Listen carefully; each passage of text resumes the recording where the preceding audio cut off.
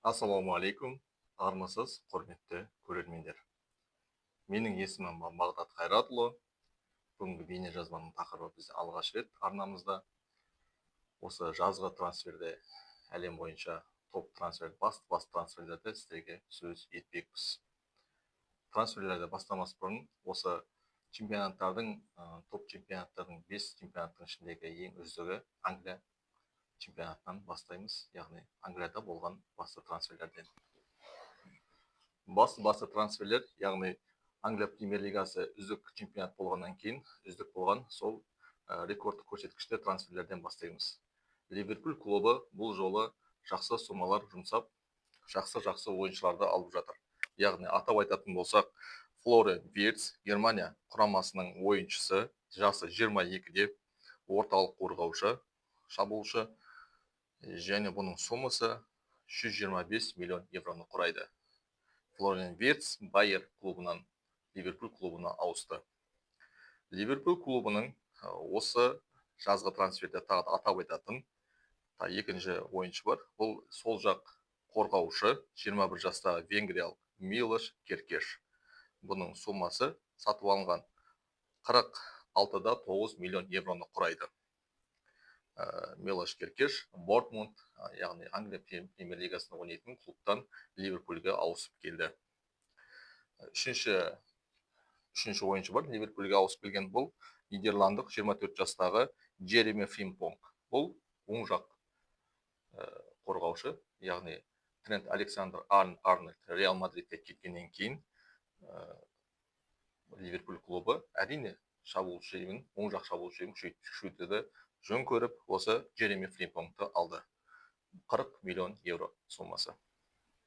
Екінші орында үлкен трансферлердің рекордтық және жоғары трансферлер құрған Манчестер Сити клубы. Бұл жерде Манчестер Сити клубы 26 жасар нидерландық орталық қорғаушы Тиджани Рейндерсті Милан сапынан сатып алды. Құны 55 миллион евроны құрайды. Бұны екінші сол жақ қорғаушыны сатып алды. Раян Ай-Нури, бразилиялық 24 жастағы. Оның құны 36-80 миллион евроны құрайды. Манчестер Сити бұл жолы оң жақ, сол жақ қорғаушыларын жақсы күшейтіп жатыр. Өйткені себебі келесі маусым 25-26 маусымда көптеген командалар өздерінің жаңа құрамдарын өте мығымдап, қорғаныстарын жақсылап күшейтіп жатыр. Үшінші айтатын жайт, үшінші ойыншы бұл Раян Черки, франциялық 21 жастағы Лион сапынан сатып алынды. Оның құны 36-50 миллион теңгені құрайды. Англия премьер лигасындағы жақсы көрсеткішке ие болған тағы да үшінші клуб, осы клубтық әлемдік чемпионаттарда үздік чемпион болған, бұл Челси клубы. Челси клубы Джейми Гиттенс атты 20 жастағы Англия құрамасының сол жақ вингер болып саналады. Боруссиядан 64-30 миллион евромен сатып алынды. Челси клубы екінші тағы да орталық шабуылшыны алды. 23 жастағы бразилиялық Жоао Педро. Оны Брайтон клубынан сатып алды. Оның құны 63-70 миллион евроны құрайды. Англия премьер лигасындағы үздік трансферлердің қатарында тағы да бізде кіретіні Арсенал да өзінің құрамдарын күшейтіп жатқан жөні бар. Мартин Зубименди 26 жастағы испандық орталық қорғаушыны алды Реал Сосьедад құрамынан. Оның құны 70 миллион евроны құрайды. Арсенал тағы да екінші ойыншы алды. Атап айтатын ол Кепа Аризабалага. Яғни Челси құрамасынан испандық 30 жасы да шамалап келіп жатыр жаймен деп, оны бірақ 5-8 миллион евроға сатып алды. Міне осылай Англия премьер лигасындағы топ клубтар күшейіп жатқан жайы бар. Ньюкасл Юнайтед. Ньюкасл Юнайтед бұл жазғы трансферде әзірге осы 17 шілдеге дейінгі трансфер жаңалықтарында әзірге Энтони Эланганы өз құрамдарына қосты. Бұл ойыншы 23-те швециялық правый вингер, яғни оң жақты вингер болып саналады. Оның құны 61-де 40 миллион евроға сатып алынған болатын. Ноттингем Форест командасынан. Тағы да Англия премьер лигасында өзінің чемпиондық тартысқа қатысам деген құрамалардың бірі бұл Тоттенхэм командасы. Тоттенхэм клубы жалпы әзірге жазғы трансферлік терезеде Мохаммед Кудус атты ойыншыны сатып алды. Бұл ойыншы жалпы жасы 25-те ганалық оң жақ вингер болып ойнайды. Вест Хэм командасынан келді Тоттенхэмге, оның құны 63-те 80 миллион евро. Тағы да басты деп айтатын командаларының клубтардың қатарында бізде Ла Лига құрамасында Реал Мадридті аттасақ болады. Көптеген жалпы әр клубтарда көптеген трансферлер болды, және біз тек қана басты деген осы клубтарға жалпы ертең ойындарында өздерінің ойындарымен алға сүйреп клубтарын көмектеседі деген басты трансферлерді атап өтіп жатырмыз. Бұл тек қана менің ойымша. Сіздердің өздеріңіз бұл ойыммен келіспейтін болсаңыздар, пікір қалдырып, ой бөлісіп, талқыласақ болады әрі қарайда. Ла Лига чемпионатында үздік клубтардың бірі бұл Реал Мадрид корольдік.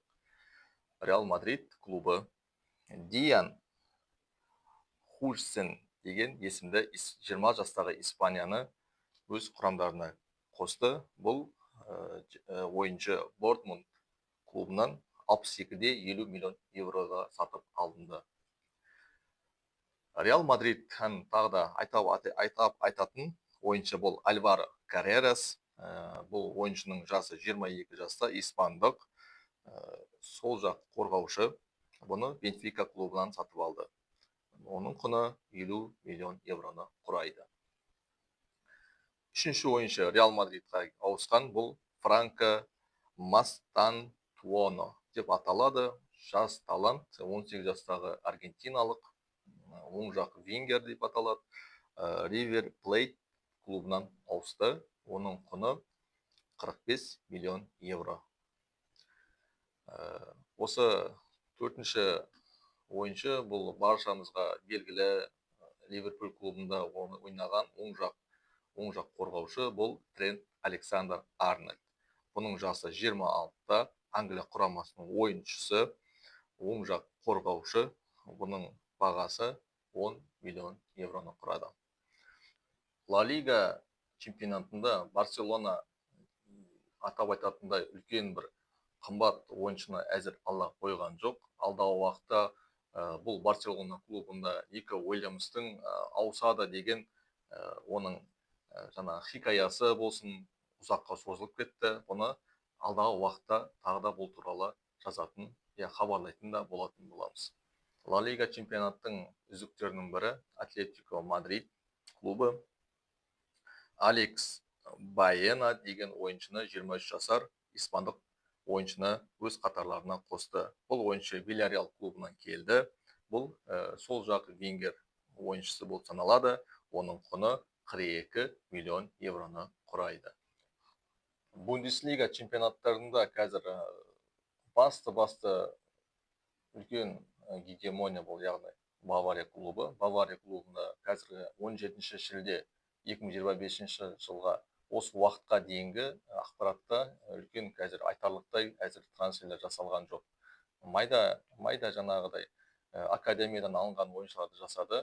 Бұл клуб туралы да алдағы уақытта жеткізетін болған ақпараттарды.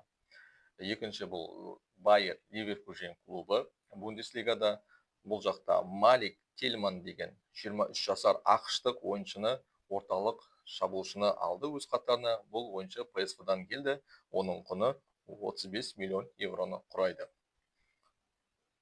Бай Ливеркужен клубы тағы да екінші атап айтатындай ойыншы бұл Джарел Куанса. Бұл Джарел Куанса орталық қорғаушы, яғни Ливерпуль клубының академиясынан шыққан 22 жасар Англия құрамасының ойыншыларының қатарына кіреді. Яғни бұның құны 35 миллион евроны құрайды. Сіздерге тағы да бір хабардар айтатыным, осы Лига 1, яғни Франция мен және Италия чемпионаттарында Италияда бұл трансфер терезе әзірге ашылған жоқ, бірақ бірең сараң ауызша келісімдер отырғызылды. Оны атап айтатын Манчестер Сити, оның аңыз ойыншысы, орталық қорғаушысы, әрқашанда оған демеп алға сүйрейтін ойыншы болып саналатын, барлығымызға белгілі Наполи сапына Кевин Де Брюйне келді. Кевин Де Брюйне 34 жастағы бельгиялық ойыншы, орталық қорғаушы және шабуылға қатысатын, ол еркін агент ретінде Наполи құрамасына қосылды. Құрметті көрермендер, жалпы бұл бейнежазба туралы ақпараттар 17 шілде 2025 жылы әлі жазғы трансферлер жүріп жатыр. Алдағы уақытта да трансфер туралы толық ақпараттар, егер басты трансферлер болатын болса, толық ақпараттарды сіздерге жеткізетін боламыз. Біздің арнамызда осы бейнежазба ақпарат беру, трансфер және Англия чемпионаттарына және басқа да топ чемпионаттарға сіздерге ақпарат беруге әрқашанда асығамыз және алдағы уақытта сіздерге хабардар етіп отыратын боламыз. Жазғы трансфердің әзірге уақытта көз шалып отқанымыздай, Англияда рекордты көрсеткіш орнап тұрған әзірге топ трансферлердің бірі сол Ливерпуль клубы. Ливерпуль клубы 125 мыңға Флориан Виртсті атап өтуге болады. Бұл рекордты көрсеткіш Англияның чемпионаттарында қазіргі уақыттарда, және өзінің Ливерпульдің тарихында да бұл рекордты көрсеткіштердің бірі болып саналады. Қарап отқандай, осы трансферлерді байқап отқандай, Челси дейміз, Манчестер Сити дейміз, Манчестер Юнайтед дейміз, бұлар жыл сайын көп ақша жұмсайтын. Бір байқағаным, бұл жерде Ливерпуль клубы басқа уақыттардан, мен көргелі уақыттардан көп өте қаржы жұмсап жатыр. Бұған қарасақ, пайымдаймыз, яғни 25-26 маусым кезеңінде Ливерпуль клубы көптеген жаңағы кубоктық матчтар, кубоктық ойындар болсын, лига чемпион болсын, өз чемпионы болсын, үлкен белестерді бағындырамыз деген үлкен бір мақсат қойған секілді. Себебі қаншама ойыншыларды, қымбат ойыншыларды сатып жатыр, және алдағы уақытта ұзын құлақтан естігендеріміз ақпараттардан, бейресми ақпараттардан Александр Исакпен Ньюкаслдың және Экитеке деген ойыншыны, орталық ойыншыны еріге Дарвин Нунисті сататын болса, алдағы уақытта осы ойыншыларды алып қалмақ және әрқарай чемпионатта өз күштеріне сеніп, осындай шабуылшылармен бастамақ ойы бар екен. Құрметті көрермендер, сіздерге осы арнамызды қолдап, тіркеліп, бағалап жатқандарыңызға рахмет. Алдағы уақытта да біздің бейнежазбамызда осындай жақсы осы футболға байланысты, спортқа байланысты жалпы хабарламаларды жеткізіп тұратын боламыз. Егер біздің бейнежазбамыз, ақпараттарымыз осы сіздерге ұнап жатса, қазақ тілді арнамызды қолдап, лүпіл басып, бөлісіп, пікір қалдырып отырыңыздар. Әрі қарай да пікірмен сіздермен бөлісеміз. Келесі кездескенше сау, саламатта болыңыздар.